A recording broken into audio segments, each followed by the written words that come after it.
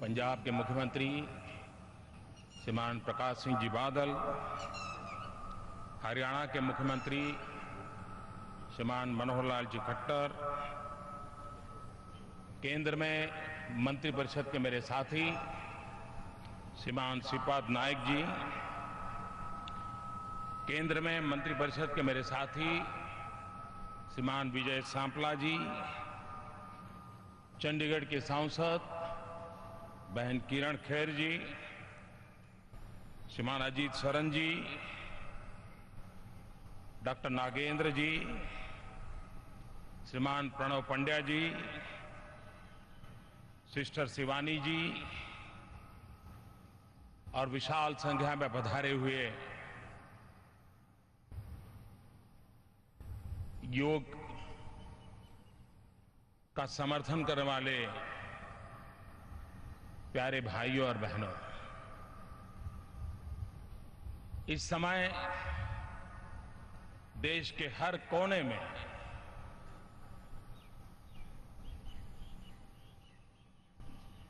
इस योग के कार्यक्रम से लोग जुड़े हुए हैं और विश्व के सभी देश अपने अपने समय की सुविधा से इस कार्यक्रम के साथ जुड़े हुए हैं। यूनाइटेड नेशन द्वारा पूरे विश्व में अंतर्राष्ट्रीय योग दिवस मनाया जा रहा है। भारत के अनुरोध पर गत वर्ष इसका प्रारंभ हुआ।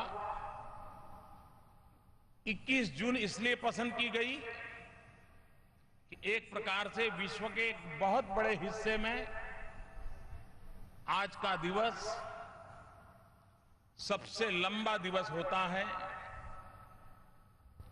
और एक प्रकार से सूर्य से निकट नाते का ये पर्व होता है और उसे ध्यान में रखते हुए 21 जून को अंतर्राष्ट्रीय योगा दिवस के रूप में पसंद किया गया। पूरे विश्व का समर्थन मिला। विकसित देश हो, विकासमान देश हो, समाज के हर तबके का समर्थन मिला। वैसे यूनाइटेड नेशन के द्वारा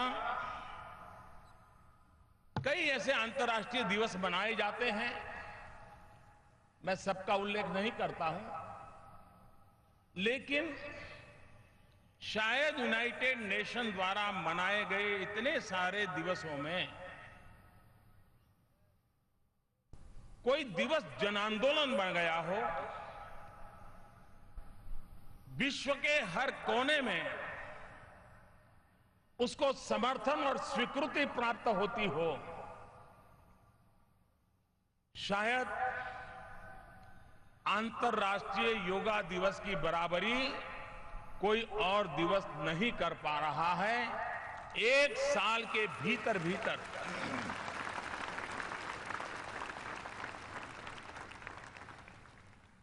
अंतर्राष्ट्रीय अनेक कार्यक्रम होते हैं। यूएन के द्वारा वर्ल्ड कैंसर डे होता है, वर्ल्ड हेल्थ डे होता है, वर्ल्ड मेंटल हेल्थ डे होता है, वर्ल्ड एज डे होता है, अनेक और भी कई हेल्थ को लेकर के भी अनेक विविध दिवस यूएन के द्वारा मनाए जाते हैं। लेकिन यही है जिसका सीधा संबंध हेल्थ के तो साथ है, शारीरिक, मानसिक, सामाजिक तंदुरुस्ती के साथ संबंध है, वो योग आज इतने बड़े पैमाने पर जन सामान्य का आंदोलन बना है। और मैं समझता हूं कि ये हमारे पूर्वजों ने हमें जो विरासत दी है, इस विरासत की ताकत क्या है, इस विरासत की पहचान क्या है, इसका परिचय करवाते हैं। कभी कभी तो मैं कहता हूं, योगासन एक प्रकार से जीवन अनुशासन का भी अधिष्ठान बन जाता है। कभी कभी लोग इसको समझने में उनकी क्षमता की कमी के कारण पूरी तरह समझ नहीं पाते। कभी कभी लोगों को लगता है योगा से क्या मिलेगा, ये पूरा विज्ञान लेने पाने के लिए है ही नहीं। योग क्या मिलेगा इसके लिए नहीं है, योग मैं क्या छोड़ पाऊंगा, मैं क्या दे पाऊंगा, मैं किन किन चीजों से मुक्त हो पाऊंगा, ये मुक्ति का मार्ग है, पाने का मार्ग नहीं है।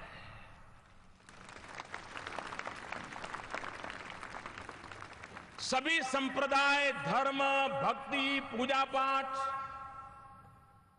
वो इस बात पे बल देते हैं कि मृत्यु के बाद इहलोक से निकल करके जब परलोक में जाएंगे तो आपको क्या प्राप्त होगा। आप अगर इस प्रकार से पूजा पद्धति करेंगे, ईश्वर की साधना आराधना करेंगे, तो आपको परलोक में ये मिलेगा। योग परलोक के लिए नहीं है।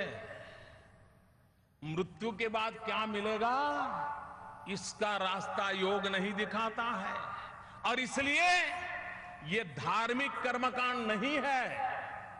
योग इहलोक में तुम्हें मन को शांति कैसे मिलेगी, शरीर को स्वस्थता कैसे मिलेगी, समाज में एक सूत्रता कैसी बनी रहेगी, उसकी ताकत देता है। ये परलोक का विज्ञान नहीं है, इहलोक का विज्ञान है। इसी जन्म में क्या मिलेगा उसी का विज्ञान है। और इसलिए योग के संबंध में शरीर, मन, बुद्धि, आत्मा ये सिंक्रोनाइज वे में काम करें, इसकी एक ट्रेनिंग योग के द्वारा होती है। हम अपनी तरफ देखें तो हमने देखा होगा कि हम चले या न चले, हम स्फूर्तिले हो या आलसी हो, थके हुए हो या ऊर्जावान हो, हमारा शरीर कुछ भी हो सकता है। ढीला ढाला ऐसे ही चलो छोड़ो यार कहां जाएंगे, वहां बैठो। लेकिन मन कभी स्थिर नहीं रहता है। वो तो चारों तरफ चक्कर मारता है। यहां बैठे हो और आपके अमृतसर याद आ जाए तो वहां चले जाएंगे, आनंदपुर साहब याद आएगा तो वहां चले जाएंगे, मुंबई याद आएगा तो वहां चले जाएंगे, कोई दोस्त याद आया तो उसके पास मन चला जाएगा। मन अस्थिर होता है, शरीर स्थिर होता है। ये योग है जो हमें सिखाता है मन को स्थिर कैसे करना और शरीर को गतिवान कैसे बनाना। यानी हमारी मूलभूत प्रकृति में परिवर्तन लाने का काम योग के द्वारा होता है, जिससे मन की स्थिरता की ट्रेनिंग हो और शरीर को गतिशीलता की ट्रेनिंग मिले। और अगर ये बैलेंस हो जाता है तो जीवन में ईश्वर दत्त जो ये हमारा शरीर है वो हमारे सभी संकल्पों की पूर्ति के लिए उत्तम माध्यम बन सकता है। और इस अर्थ में योग आस्तिक के लिए भी है, योग नास्तिक के लिए भी है। जीरो बजट से दुनिया में कहीं पर भी हेल्थ इंश्योरेंस नहीं होता है, लेकिन योग ऐसा है जो जीरो बजट से हेल्थ एश्योरेंस देता है। योग को अमीर गरीब का भेद नहीं है। विद्वान अनपढ़ का भेद नहीं है। गरीब से गरीब व्यक्ति भी, अमीर से अमीर व्यक्ति भी योग आसानी से कर सकता है। किसी चीज की जरूरत नहीं है। एक हाथ फहराने के लिए कहीं जगह मिल जाए, वो अपना योग कर सकता है और अपने तन मन को तंदुरुस्त रख सकता है। भारत जैसे गरीब देश, दुनिया के गरीब देश, डेवलपिंग कंट्रीज, उनका हेल्थ का बजट अगर प्रिवेंटिव हेल्थ केयर पर बढ़ दिया जाए तो काफी बचाया भी जा सकता है और सही काम में उपयोग भी लाया जा सकता है। और इसलिए प्रिवेंटिव हेल्थ केयर के जितने उपाय हैं उसमें योग एक सरल, सस्ता और हर किसी को उपलब्ध ऐसा मार्ग है। और इसलिए योग को जीवन से जोड़ना जरूरी है।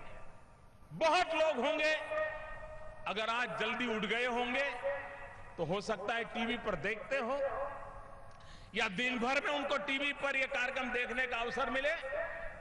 मैं विश्व भर के लोगों से प्रार्थना करता हूं, आप खुद के लिए, खुद से जुड़ने के लिए, खुद को जानने के लिए, खुद की क्षमता को बढ़ाने के लिए मैं आपसे आग्रह कर रहा हूं, इंतजार मत कीजिए। इस जीवन में योग को जीवन का हिस्सा बना दीजिए। जिस प्रकार से आज मोबाइल फोन आपके जीवन का हिस्सा बन गया है, उतनी ही सहजता से आप योग को अपने जीवन का हिस्सा बना सकते हैं। कोई कठिन काम नहीं है, उसको सरलता की ओर ले जाने की जरूरत है। कभी कभी हम लोग योग के संबंध में जब चर्चा करते हैं तब ब्राजील में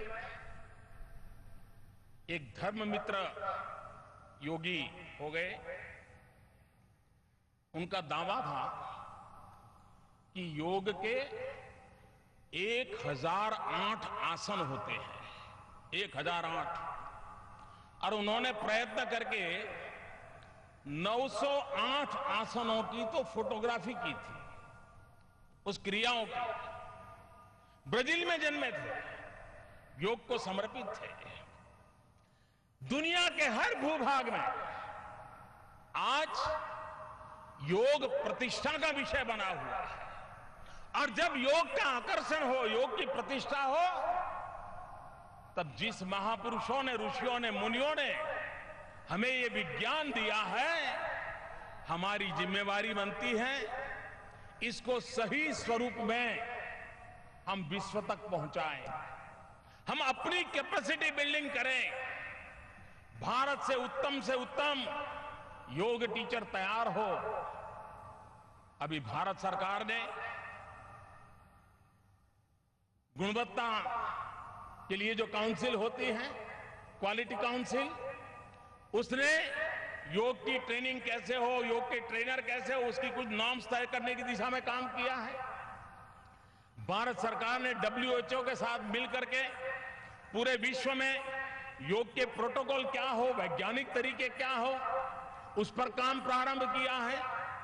देश भर में योग को प्रोत्साहन देने के लिए व्यवस्था कैसे हो, विश्व में योग का सही रूप कैसे पहुंचे और उसकी जो शुद्धता है उसको बरकरार रखने की दिशा में क्या काम हो, उस पर काम हो रहा है। नए नए संशोधनों की भी आवश्यकता है। आपने देखा होगा आजकल बड़े बड़े शहरों में जो गायनेकोलॉजिस्ट डॉक्टर होते हैं, वो प्रेग्नेंट विमेन को प्रेगनेंसी के दरमियान योगा के लिए आग्रह करते हैं, योगा ट्रेनर के पास भेजते हैं ताकि प्रसूति काल में उसको सबसे ज्यादा मददरूप होता है योगिक क्रियाएं। कहने का तात्पर्य यह है कि जैसे जैसे समय बीतता है, जैसी आवश्यकता होती है, संशोधन करते हुए उसमें बदलाव लाने के लिए यह आवश्यक होता है। हम बहुत व्यस्त हो गए हैं, खुद के साथ अपने को न जोड़ पाते हैं, न हम खुद के साथ जी पाते हैं। हम अपने आप से कट ऑफ हो चुके हैं। योग और किसी से जोड़े या न जोड़े, अपने आप से जोड़े हैं।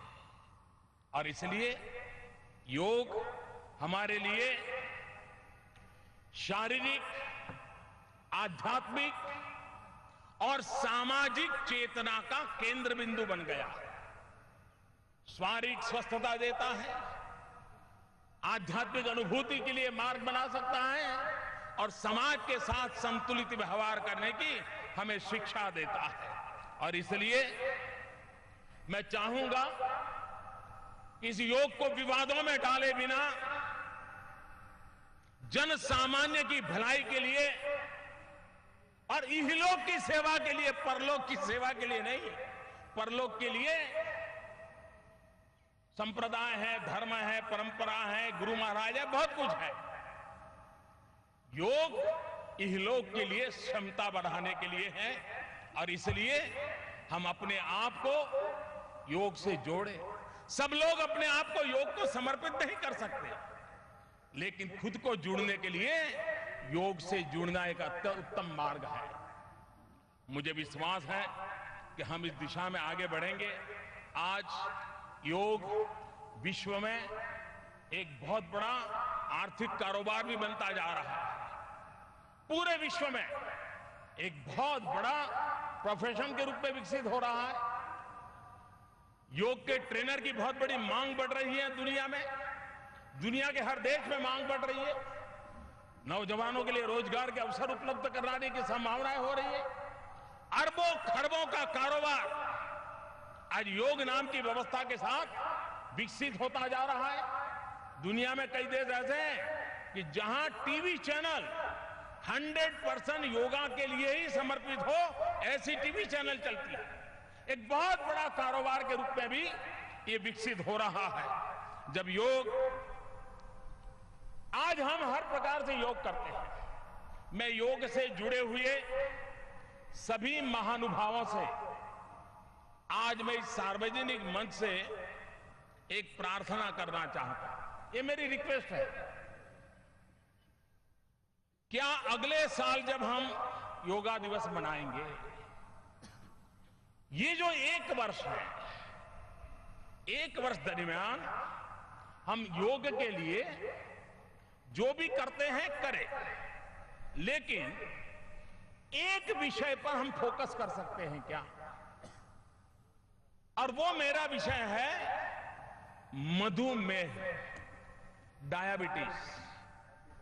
डायबिटीज और योग, सभी योग की दुनिया के लोग, जो भी ज्ञान उनके पास है, तरीके उनके पास हैं, साल भर योग की बाकी चीजें तो चलेगी, लेकिन ये प्रमुख होगा।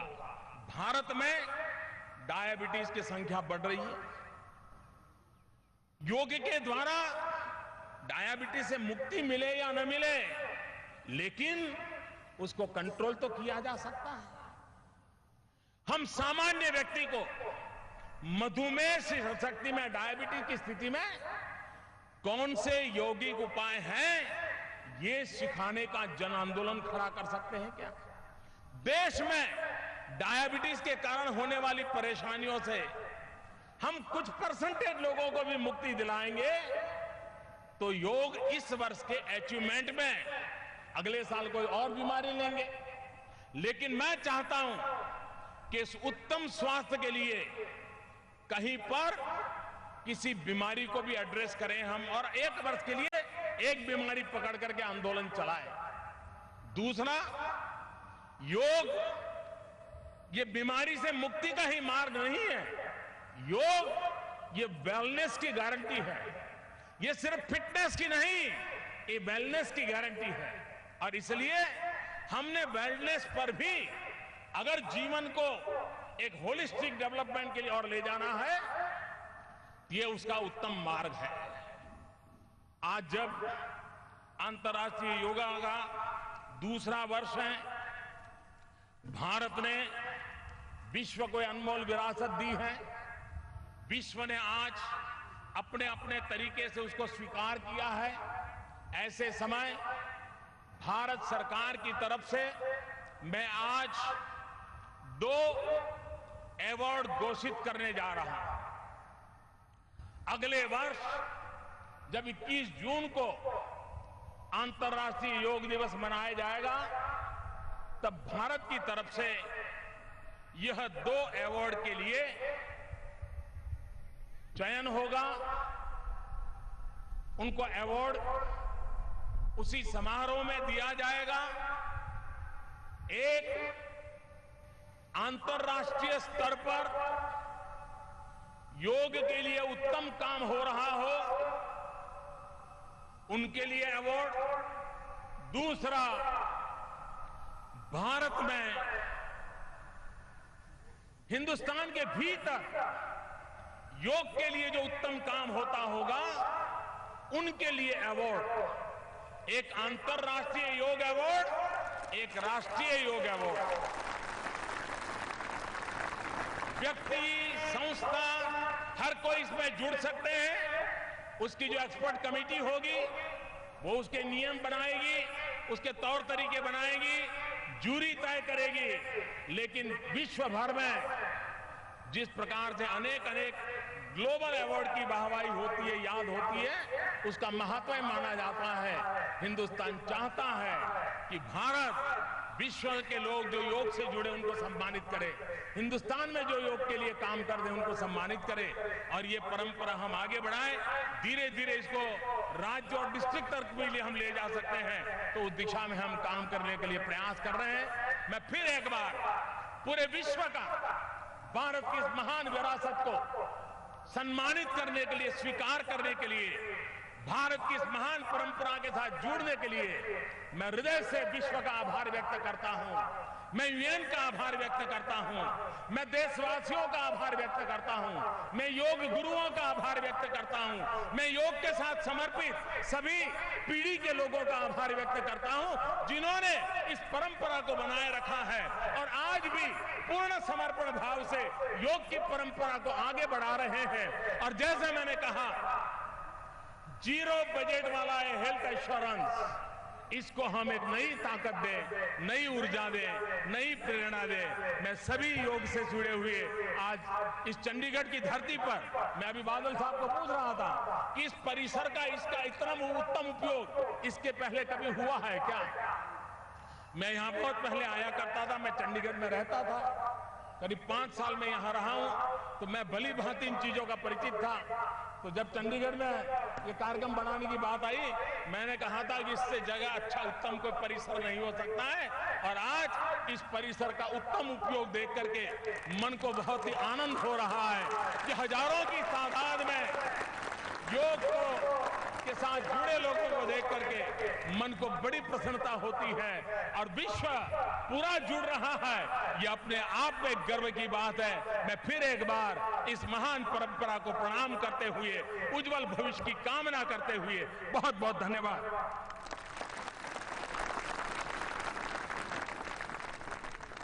बहुत बहुत धन्यवाद माननीय प्रधानमंत्री जी। योगः मन प्रशमनः उपायः, मन को नियंत्रित करके प्रधानमंत्री नरेंद्र मोदी इस वक्त चंडीगढ़ में, उन्होंने अभी अपना भाषण समाप्त किया है। और इस वक्त ये भी बता दें कि भारत ही नहीं, दुनिया भर के अंदर योग दिवस मनाया जा रहा है। और प्रधानमंत्री ने 2 अवार्ड्स की भी घोषणा की है जो योग से जुड़े हुए हैं।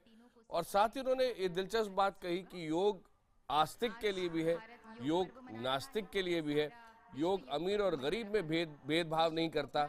और एक महत्वपूर्ण बात जो उन्होंने कही, उन्होंने इस बात का आह्वान किया कि योग से जुड़े सभी लोग योग की मदद लेते हुए, वो लोग जो डायबिटीज से पीड़ित हैं, योग शायद इलाज ना कर पाए डायबिटीज का, लेकिन उसको कंट्रोल करने में तो मदद कर ही सकता है। तो अगला 1 साल एक तरह से उन्होंने डेडिकेट किया है कि मधुमेह यानी डायबिटीज से जूझने के लिए योग की सहायता लीजिए। देवी और सज्जनों, हम योग करते हुए और इस वक्त 2 विजुअल्स आप देख रहे हैं। केंद्रीय मंत्री स्मृति ईरानी इस वक्त अंतर्राष्ट्रीय योग दिवस के कार्यक्रम में हिस्सा ले रही हैं।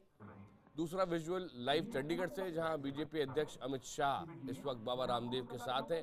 वहां वर्ल्ड रिकॉर्ड बनाने की कोशिश की जा रही है।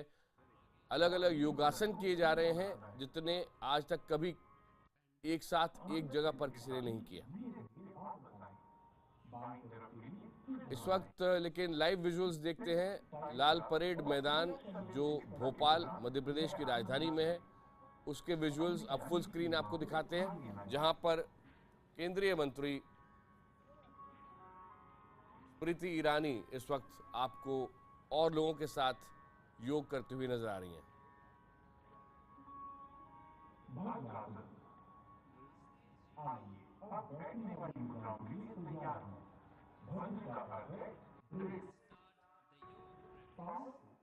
किसी भी ध्यानात्मक आसन में सुखपूर्वक बैठ जाएं। Please sit in a comfortable meditative posture.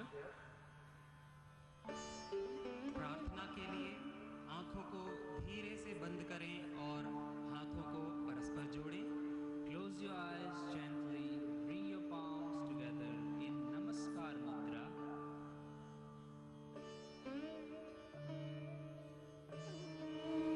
आंखें बंद रखें, सहज हो जाएं। बी काम एंड क्वाइट। सभी एक साथ मिलकर 3 बार ओम का उच्चारण करेंगे, तत्पश्चात प्रार्थना करेंगे। Let's chant Om 3 times all together, followed by a prayer.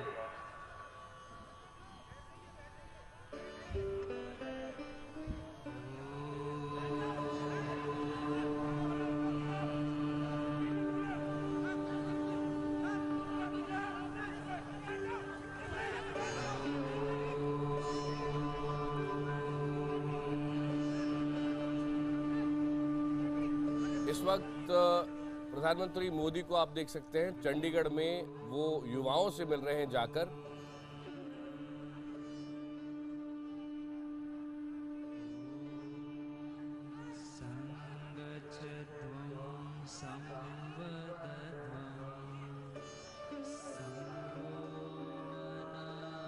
ये देखिए, आप योग मुद्रा में बहुत सारे लोगों को एक साथ योग करते हुए देख रहे थे और उसी वक्त प्रधानमंत्री नरेंद्र मोदी जाकर युवाओं से मुलाकात कर रहे हैं।